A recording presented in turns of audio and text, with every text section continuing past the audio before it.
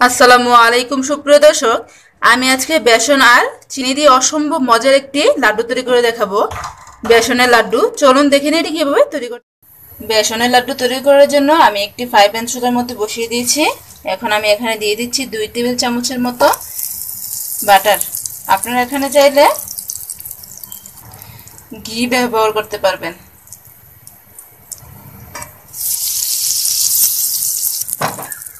এখন এখানে আমি দিয়ে দিচ্ছি 2 কাপ বেসন।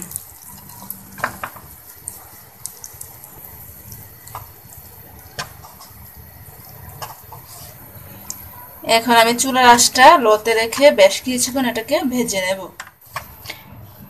বেসনটাকে ভালো করে নেড়েচেড়ে ভাজতে হবে যেন নিচে পোড়া না লেগে যায়।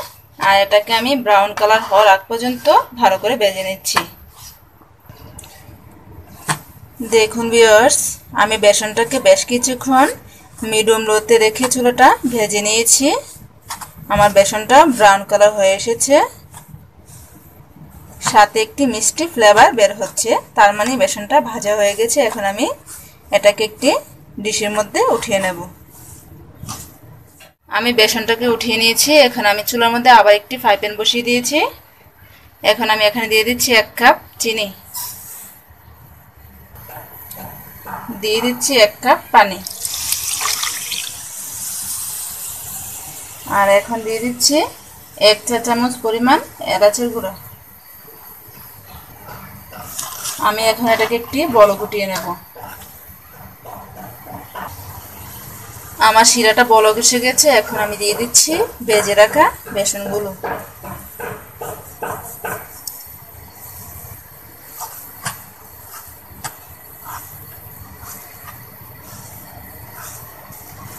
এখন আমি ভালো করে এটাকে আরেকটু শিরাটার মধ্যে ভেজে নেব। আমি বেসনটাকে আরো 2-3 মিনিটের মতো ভেজে নিয়েছি। আমি এটাকে আরো কয়েক মিনিটের মতো ভাজবো, যতক্ষণ পর্যন্ত বাটারটা উপরে বেসনে আসছে। অনবরত নাড়তে হবে যেন নিচে পড়ে না যায়, এই জন্য ভালো করে নাড়াচাড়া করতে হবে। আমি বেসনটাকে আরো 4 থেকে 5 মিনিটের মতো ভালো করে ভেজে নিয়েছি।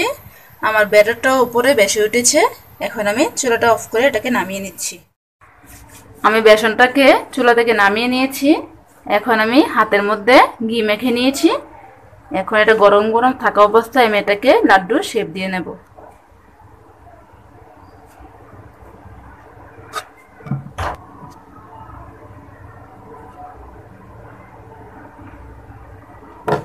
দেখুন, আমি এভাবে সবগুলোকে এই শেপে তৈরি করে নেব। দেখুন ভিউয়ার্স, আমি সবগুলোকে হাতের মধ্যে ঘি মেখে লাড্ডু শেপ দিয়ে নিয়েছি, আর উপর দিয়ে দিয়ে দিয়েছি কিশমিশ। আপনারা চাইলে বাদাম বা যে কোনো জিনিস দিয়ে এটাকে সাজিয়ে নিতে পারেন। আশা করি আমার ভিডিওটি ভালো লেগেছে। আমার ভিডিওটি যদি ভালো লেগে থাকে তাহলে অবশ্যই আমার চ্যানেলটিকে সাবস্ক্রাইব করবেন, লাইক দেবেন, আর পাশে থাকা বেল আইকনে ক্লিক করবেন নতুন নতুন ভিডিও পাওয়ার জন্য। আজকের মতো বিদায় নিচ্ছি। আল্লাহ হাফেজ।